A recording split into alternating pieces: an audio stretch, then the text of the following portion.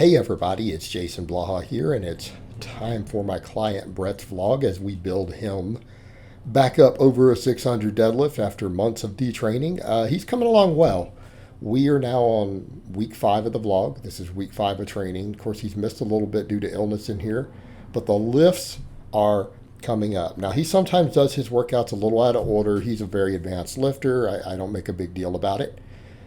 But everything this week, he got like between 5 and 8 reps on his 3+ sets.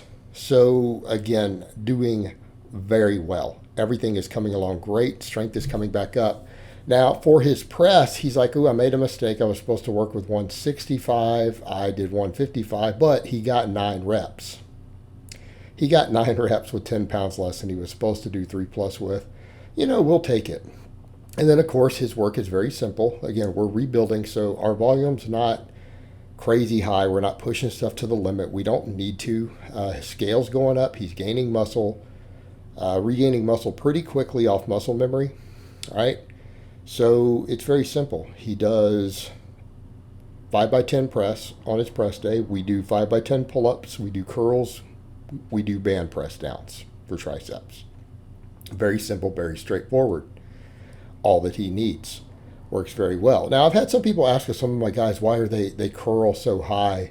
And I'm like, that's how you perform a barbell curl, right? Do people not understand that a barbell curl is a multi-joint exercise? Right? There's a reason curls with the barbell, when you look at some of the EMG studies and stuff, you compare them to stuff like concentration curls and preacher curls, why they score so high. They score up there like a chin-up does with more bicep activation. It's because you're working all the functions. Like if you do a barbell curl correctly, you're working all the functions of the bicep because there is shoulder movement involved in what the bicep does. Or then he does overhand. We do overhand pull-ups, so he's supposed to do those first. I'm pretty sure he does. I think the files just got a little bit out of order. He does 5 sets of bodyweight pull-ups. And again, twice a week, that's plenty. That's a lot of lat work. People will ask about that, like, well, is this enough upper back work? All right, you've got to look at it this way. If you're doing 8 sets of overhead press, 8 sets of deadlift every week, you don't think you're getting a lot of upper back work? And pull-ups work upper back a little better than chin-ups do. So we don't necessarily have to have a lot of rows, and I could add this stuff in as his work capacity comes up, but we've got to build work capacity up, right? We've got to build it up. And, and because of that, we're not going to throw a bunch of rows in on top of it. We're doing 10 sets of pull-ups every week. And we have all that other work for the traps. Of course, he likes to do these drop sets and stuff on his triceps, and I'm fine with that. And here's why. Brett's a very tricep dominant bencher. He prefers close grip. He's never liked wide grip. He's always had strong triceps. He's very strong at overhead press. So if he wants to do some drop sets with the bands, which are low fatigue, for his triceps, I don't care. Normally, I don't prescribe that. But, he does them, and he prefers them that way. He's taking the sets to fatigue, and his triceps are recovering, so we don't care. Squats went very, very good. Squat has always been his weakest lift, right? It's always been his weakest lift. He knows that. But he got, 5 reps with 300 today. So again, it's supposed to be a 3+, which means we're moving in the right track. We're going to bring this up. We'll get his squat back up over 400. And I know people are like, what do you mean over 400? Didn't he pull way up in the 6s? Yep. But we need a lot more leg development. He is all back. The guy has a super strong back. And I think when you watch his squats, it becomes apparent that he's even a back dominant squatter, right? And that's okay. He's a taller guy. He's like 6'3" for those curious. Bigger guy. So what are we doing about that? Well, we do glute ham raises. We do belt squats. He bought a belt squat. He's got a glute ham raise. We have to do a lot of secondary leg work. And the reason he's not good at squats is that he's got long levers and he's not built enough lower body mass. He's been very upper body dominant.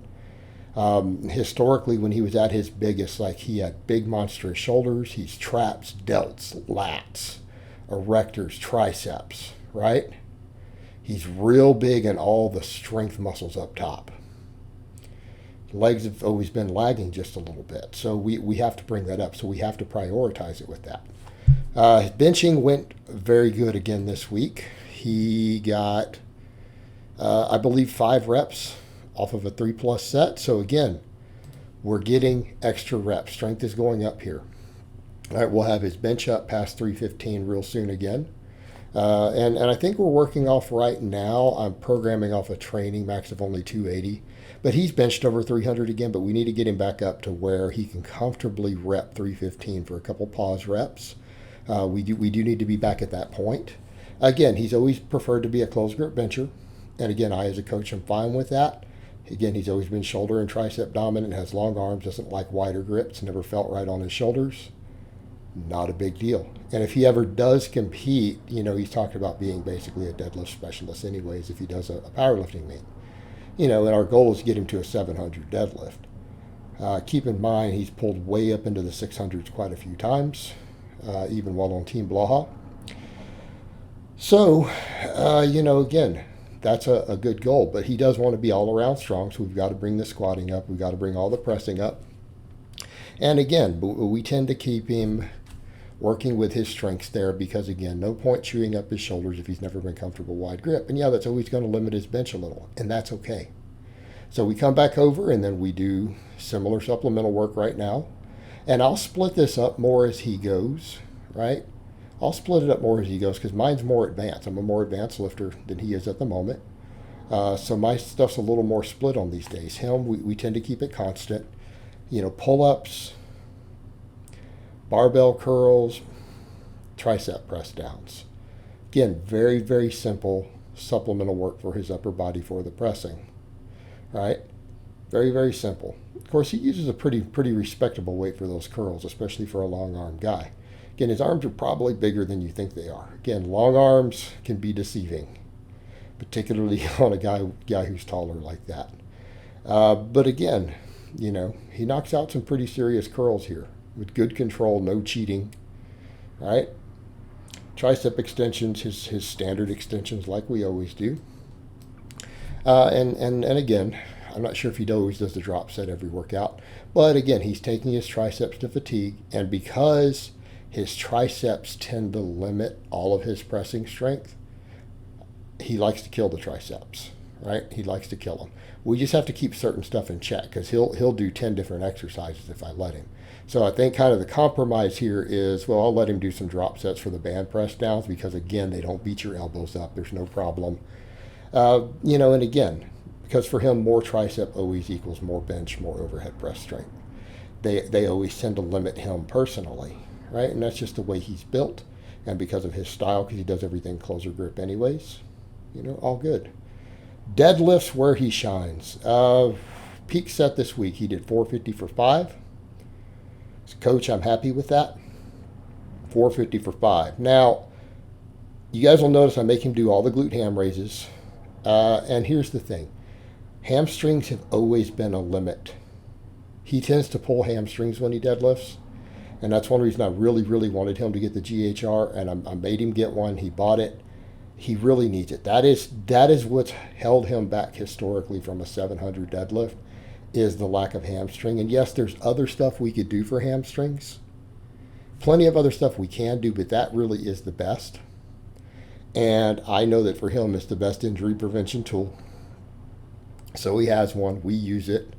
You guys will notice a lot of my advanced lifters end up with a GHR, especially by guys who want big pulls. I'm a big fan of the glute ham raise. Actually, really not. I hate it. I have a love-hate relationship with it. I hate doing it. It is a torture device. It's a medieval torture device. It really is. But it builds deadlifts. And a lot of guys, I've had a lot of people, or one of my newer clients who came on who already had a 500 pull, tried to do a GHR at his gym. He can't even do one. New client can't even do one. He's like, oh my God. I'm like, so there we go. There is your weak link. So I always get guys who say, oh, how soon should someone be doing GHRs? I don't know. Can you even do one? I get 500-pound deadlifters who can't do a single rep. So I don't know, when can you do GHRs? If you can do them and you have access at your gym, by all means, I have no problem with a novice doing them. but you probably aren't going to be strong enough. Maybe you have one with enough adjustment you can do some, but they're going to be hard. You're probably going to have to build your hamstrings up with hip hinges first because they are difficult.